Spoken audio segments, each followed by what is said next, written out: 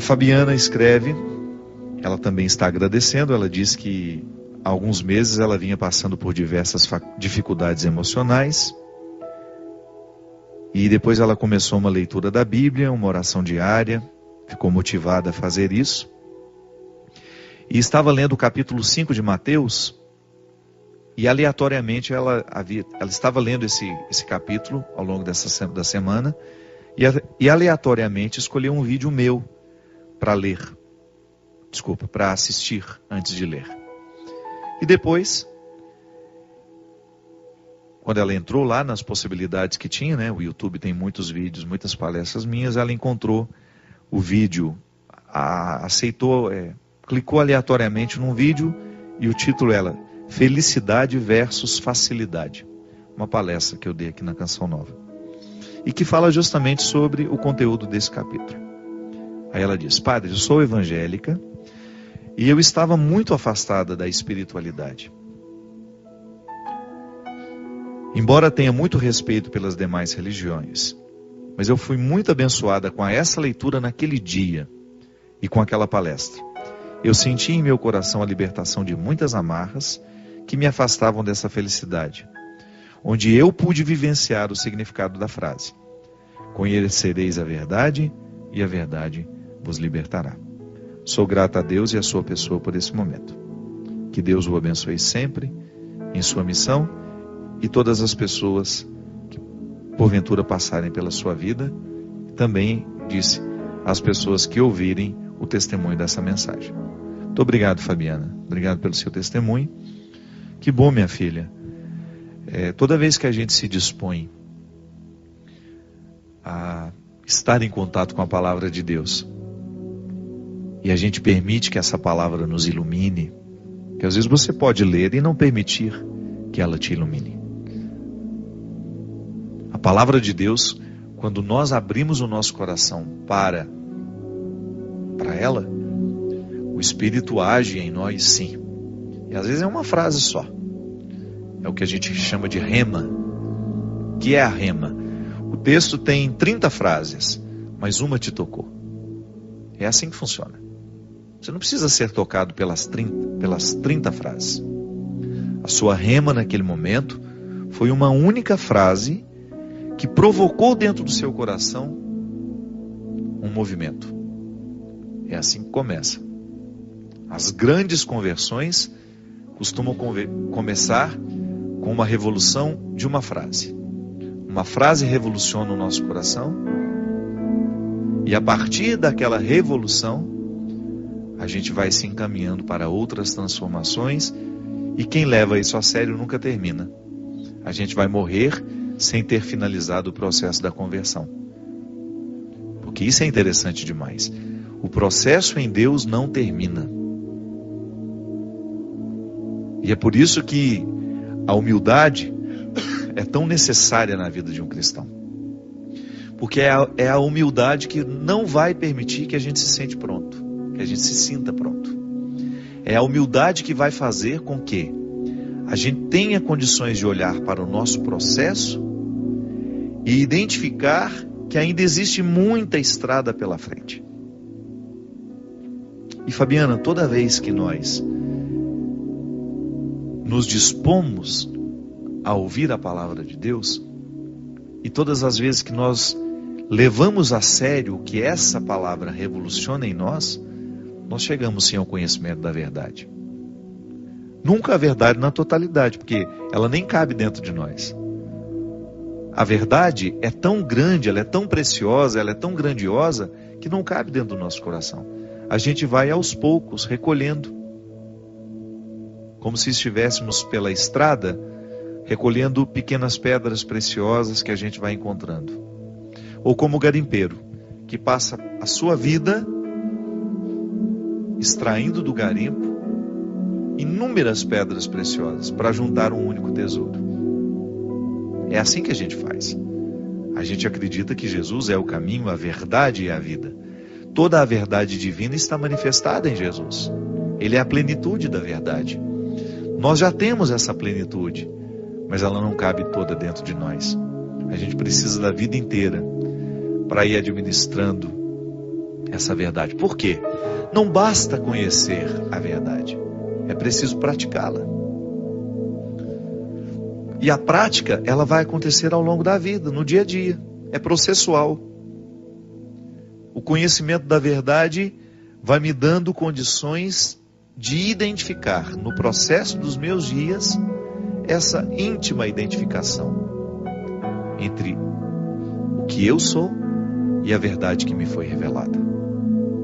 É interessante que o processo terapêutico faz a mesma coisa com a gente.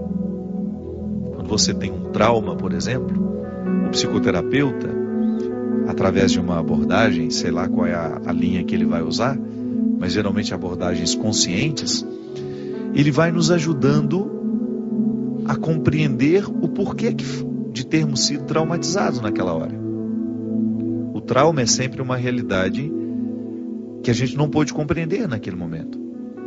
E a partir da experiência terapêutica, nós vamos caminhando, é como se a gente fosse andando numa estrada, onde cada vez vai ficando mais dia. Você sai à noite, está tudo muito escuro, e à medida que você vai andando, o dia vai nascendo. O processo terapêutico bem feito é esse. Você sai da experiência da noite para caminhar na direção do dia. Então você vai identificando os motivos do trauma. Você vai tomando contato com a verdade. Por que eu sinto isso? Por que aquela situação me traumatizou tanto? E quais são as consequências deste trauma hoje na minha vida? Então você começa a recrutar esse conhecimento através do terapeuta, que vai te ajudando a iluminar a sua consciência. E a tomada de consciência de tudo isso vai lhe colocando em contato com a verdade. De repente aquele trauma não existe mais. Ele foi resolvido. Por quê? Você andou da noite para a luz do dia. Amanheceu na sua vida. É interessante como algumas coisas se resolvem dentro de nós assim, não é? De repente, aquela pessoa é tão pesada para você, e você vai fazendo um trabalho com aquela pessoa, você vai pedindo a Deus condições de compreendê-la, de acolhê-la. De repente você tinha tantas mágoas dela, tantos ressentimentos. Eu particularmente sou assim. E você vai caminhando naquilo que antes é escuro, difícil, pesado, e um belo dia você acorda com o coração todo leve. Isso é um fruto da verdade em nós. Porque qual é a verdade que deve prevalecer? Que tudo isso é que tudo isso é bobagem. Que não vale a pena guardar rancores, que não vale a pena guardar ressentimentos. Todo mundo sabe disso. A ciência nos prova que guardar mágoas e ressentimentos adoecem o nosso coração. Adoece o nosso coração. Mas não basta saber. Eu já tenho conhecimento da verdade, mas eu ainda não sei praticar essa verdade.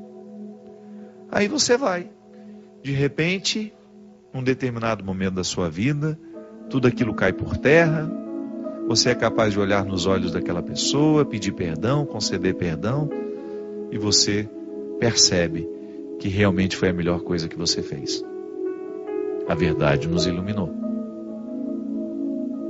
Está vendo como saber a verdade não é o suficiente? Ter o conhecimento da verdade não é o suficiente. É preciso que a gente tenha coragem de caminhar no caminho que nos leva à apreensão dessa verdade. Por falar em caminho, está aqui o meu novo livro, que eu já falei para vocês em outras oportunidades. Por que você sabe que eu não gosto de ficar fazendo propaganda de livro, de CD aqui? Porque dá a impressão que eu estou empurrando goela abaixo, né? Não. Você vai comprar se você sentir o desejo de ler, se você achar que essa leitura pode fazer bem ao seu coração. Eu insisto nesse livro, minha gente, porque para mim talvez seja o livro mais demorado que eu já tenha escrito na minha vida. Eu levei muitos anos para terminar esse trabalho. O Discípulo da Madrugada é a narração de uma trajetória, de uma travessia, de um ser humano que antes estava amarrado nas leis do Antigo Testamento para chegar à libertação que Jesus nos provoca. É um livro para você dar àquele filho que está afastado, sabe? aquele filho que não gosta de religião, que não gosta de participar de nada. É um livro mais indicado que eu posso hoje ter de tudo que eu escrevi. É um livro que vai ajudar os crentes, mas também vai ajudar muito aos indiferentes. Porque ele é fruto de uma reflexão que eu fiz ao longo da minha vida como padre. Por que às vezes a gente tem tanta dificuldade de compreender a verdade? Não é porque a verdade está indisposta ao ser humano, não. É porque nós estamos com muitas amarras que nos indispõem à verdade. Porque às vezes a gente pode pensar, por que Deus não se manifesta na vida daquele rapaz? Por que Deus não faz um milagre na vida dele? Porque falta a gente abrir a picada para que Deus possa fazer ou realizar um milagre na nossa vida. E onde é que estão essas amarras, esses empecilhos, esses obstáculos? Dentro da nossa consciência, da imagem errada que nós construímos de Deus. Gente, boa parte das pessoas religiosas que eu conheço vivem culpadas. Se sentem culpadas o tempo todo. Tem medo de Deus, como tantas vezes a gente já refletiu. Esqueceram de nos dizer que Deus é amor. E a gente passou a nossa vida religiosa assim, vivendo as obrigações da religião. Esse livro é uma proposta de ajudar a quebrar dentro de nós todas as barreiras que nos impedem de conhecer a verdade. Porque às vezes a gente passa boa parte da nossa vida, do nosso tempo, a gente perde, digamos assim, com os estereótipos de Deus. Às vezes a gente não acredita em Deus. A gente viu uma máscara que eles falam que é Deus e a gente acredita naquela máscara. Não. A gente não tem que acreditar em máscara. A gente tem o direito de ver a face dele. A gente tem o direito de mergulhar no coração dele. Olha que coisa ousada. É a proposta de Jesus. Como é que nós mergulhamos no coração de Deus? Através do coração de Jesus. A palavra de Jesus nos revela quem é Deus. Por que nesse livro o personagem faz um itinerário do campo de batalha à mesa posta? Porque ele aprendeu que Deus era um combatente. Que Deus seria capaz de matar os inimigos para salvar os seus amigos. Mas parece que existe uma contradição aí. Se Jesus nos diz que não há maior amor do que aquele que dá a vida pelos seus amigos, mas que também é capaz de amar os seus inimigos, então existe uma contradição. Jesus nos ensina que Deus tem um carinho e um respeito imenso pelo pecador, e que a vida dele, o mistério da encarnação, essa presença de Deus na história, foi justamente para mostrar isso, que ninguém pode ficar julgado fora. Como é que eu posso conciliar o Deus do Antigo Testamento com Deus manifestado em Jesus? Aí é a travessia que todos nós precisamos fazer. Ninguém está livre dessa travessia. Aqui no caso, o discípulo da madrugada, ele vai fazendo diariamente. Ele vai andando nessa noite da vida para poder chegar à luz do conhecimento. De tudo aquilo que Jesus falou para ele, ele só vai entender no momento do Calvário. As sombras da tarde. O discípulo da madrugada só fica pronto no momento em que ele enfrenta as sombras da tarde. Aquela crucifixão, aquele momento trágico em que ele viu o amigo dele ser morto.